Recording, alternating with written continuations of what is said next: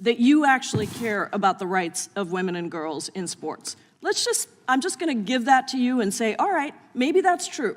Maybe that's true. Wouldn't you wanna listen to what the Women's Sports Foundation says, what the National Women's Law Center says, what the United States Olympic and Paralympic Committee says, what the International Olympic Committee says? I ask unanimous consent to enter into the record this letter from the Women's Sports Foundation and the National Women's Law Center. Without objection. Let me just be clear. Contrary to its title, this bill does not protect girls and women's sports. Instead, it is a misguided and harmful measure that amounts to no more than a discriminatory attempt to target and exclude an already marginalized group of girls and women who are transgender, rather than addressing equity issues that girls and women face in sports. It goes on to say that the policies that ban girls and women who are transgender actually perpetuate harmful and dangerous stereotypes that lead to the policing and harassment of cisgender girls and women. Do you know what cisgender girls and women are? That is what you define as girls and women. And it is saying here, right here in this letter, that it is harmful. What you are doing is harmful to those girls and women that you claim to want to protect. The gentlelady from Indiana is recognized.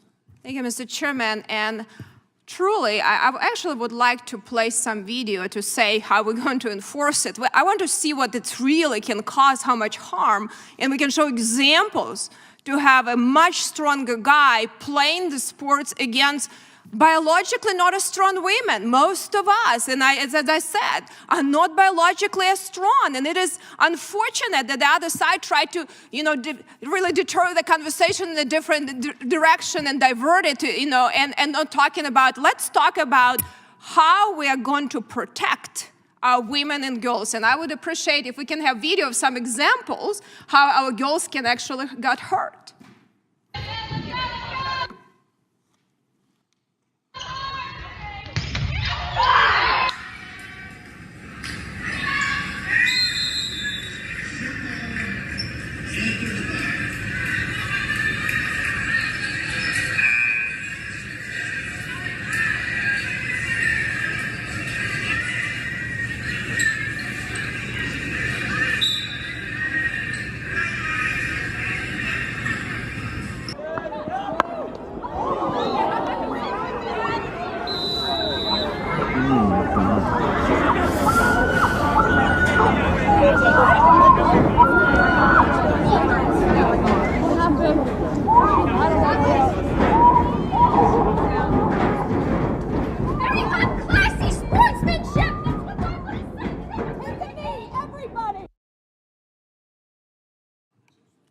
So I want us not to be enforcing, but preventing the situation like that where girls actually get hurt by males, biological males playing sports. I mean, it is really unbelievable for me that this is an issue that we cannot stand with women and girls on, because it is so hard. As I said, it makes us much tougher, maybe mentally, and a lot of us are for that reason. But let's just be honest.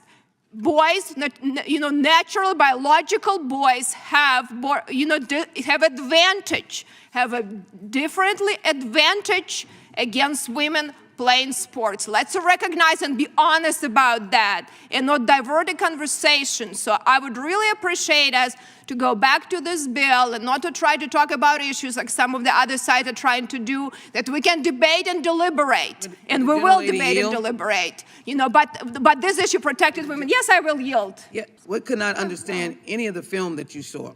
There was no names or no designation. I saw humanity, I saw girls enjoying sports, but I couldn't understand what it was. The proponent of the bill needs to say how this bill fixes anything that you've just spoken about. Disadvantage that you have as a female playing against much stronger athlete. The proponent will not answer the question, how does that help what you're saying? And we couldn't make any sense out of the film. Listen, well, I will. It's a slippery slope what we're doing, but I yield, Ms. Hagman.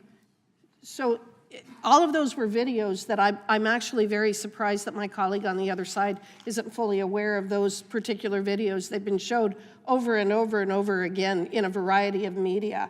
And I guess that if you have not seen those videos and are not aware of the circumstances where females have been injured by males in volleyball games, field hockey games, and those sorts of things, I guess that I'm surprised that you're saying that this is something that really isn't happening when you're now telling us that you're completely unaware of the incidents where, in fact, it has happened. And what this bill does, the way that this bill resolves that, is that that male volleyball player wouldn't have been on that court to hurt the female. Unbelievable. Absolute, pure, unadulterated disbelief. Welcome back, guys. If you're a parent, if you're an athlete, or if you just possess a single shred of basic common sense, what we just witnessed in that committee room should make your blood boil. We're looking at a literal, visual, recorded reality of female athletes getting absolutely flattened, suffering severe physical trauma on camera. And what's the response from the radical left? Total, willful blindness. Pramila Jayapal sits there, looking down her nose from her cozy, protected committee chair, and basically says, hey, I don't see any biological differences here. I just see humanity and girls enjoying sports. Are you kidding me? Humanity? Let's be completely honest with ourselves right out of the gate. This isn't just a political disagreement anymore. This is a coordinated assault on reality itself. When a sitting member of the United States Congress watches a volleyball player take a brutal blow to the head, or a basketball player get physically overpowered to the point of a near career-ending injury, and her first instinct is to play word games and protect a radical narrative over the safety of actual women, that is where the line has to be drawn.